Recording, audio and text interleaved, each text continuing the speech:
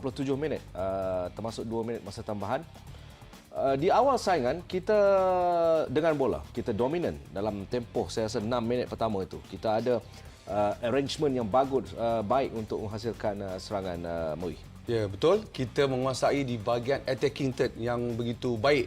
Kita hantaran bola ke depan, kita ada buat gerakan dan kita ada peluang untuk menyelesaikan gol. Tapi apa yang berlaku adalah selepas minit ke-6 inilah yang saya rasa sekali lagi yang sama juga berlaku keadaan sama di ketika menentang Indonesia, kesilapan individu yang membuat Syarul yang membuat cuba mengeluarkan bola tapi tidak begitu tepat dan tepat kepada pemain mereka, pemain jersey nombor 9. Saya rasa satu tidak menggunakan teknik yang banyak, tapi hanya mengalirkan bola ke tengah, ada reflection berlaku dan menghasilkan gol. Gol-gol ni kita akan bincangkan dengan lebih detail selepas ini kerana kita saksikan rangkuman terlebih dahulu. Mereka lebih banyak bermula di bahagian kanan, khususnya di bahagian Matthew Davis, kadang-kala memasuki kawasan Rizal. Azizam? Ya, kalau kita perhatikan gerakan-gerakan yang dilakukan oleh Papua New Guinea mulai serangan balas, mereka akan melakukan hantaran-hantaran direct football mencari pemain kiri dan kanan untuk melakukan larian. Sebagaimana yang kita tahu, Tommy Semi di sebelah kiri dan juga pemain sayap mereka iaitu Daniel dan Nigel yang sentiasa akan memberikan larian. Ini sudah pasti akan memberi tekanan kepada Rizal dan juga Matthew Davis. Ini salah satu bagaimana komunikasi dan juga perancangan mengharapkan antara satu sama lain. Itu ayat yang paling sesuai pada pergerakan ini, Asmoi. Ya, betul. Komunikasi antara Syarum dan Syarul yang mengharapkan bola tu membuat offside tapi trap tapi tidak menjadi dan mengharapkan penjaga gol untuk keluar membantu. Ini jaringan terbaik saya katakan dari Hazwan Bakri, bermula dengan Irfan Fazail, Darren Lock dan juga Irfan Fazail semula disudahkan oleh Hazwan Bakri. Okey, ini jaringan. Kita akan bincangkan nanti bagaimana susun atur bagaimana mereka menuju ke gawang pasukan Papua New Guinea untuk menghasilkan jaringan penyamaan. Di bahagian midfield, kebimbangan kita adalah dari segi bagaimana hantaran dan juga cover up ketika kita ditekan, Asmui. Ya, kita banyak menguasai bola sebenarnya di bahagian tengah. Ya, Irfan dengan Badrul memainkan peranan yang baik di mana Zakwan dengan Amri berjaya masuk banyak melalui sebelah kanan dan sebelah kiri. Dan ini antara salah satu gerakan yang daripada tengah Amri melorongkan kepada Darren.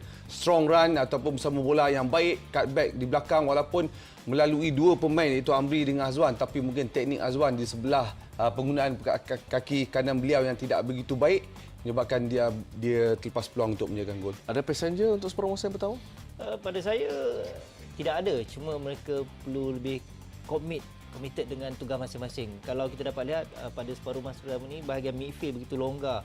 Walaupun mereka melaksanakan tugas, tapi apabila bola itu sampai ke bahagian midfield, mereka tidak bahagian pertahanan, mereka bahagian midfield tidak pergi memberi tekanan pada pihak lawan daripada belakang. Keadaan padang juga dengan keadaan licin dan sebagainya, ada positif ada negatifnya, Asmoi. Ya, betul. Keadaan padang yang licin dan kita tengok kekerapan kawalan bola itu juga agak tidak begitu baik. Dan ini antara salah satu contoh faktor padang juga mungkin sedikit kerana licin. Tommy berjaya situasi 1 lawan 1, mungkin tapping yang terakhir beliau agak tersen. Pemain pertahanan kalau kita lihat begitu, kalau sekali imbas tidak ada apa-apa yang perlu dipersoalkan. Tetapi last touch yang dipegang oleh Darren ataupun sentuhan Darren yang last, saya rasa itu menyebabkan sepakan penalti kan diberi.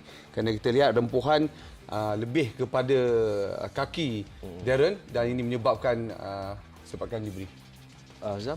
Ya, pada saya satu gerakan menarik kerana kita dapat lihat bagaimana Darren menggunakan kekuatan fizikalnya untuk menghalang Alvin daripada mengambil bola dan terus menggunakan kepantasannya melakukan larian di dalam kawasan bahaya.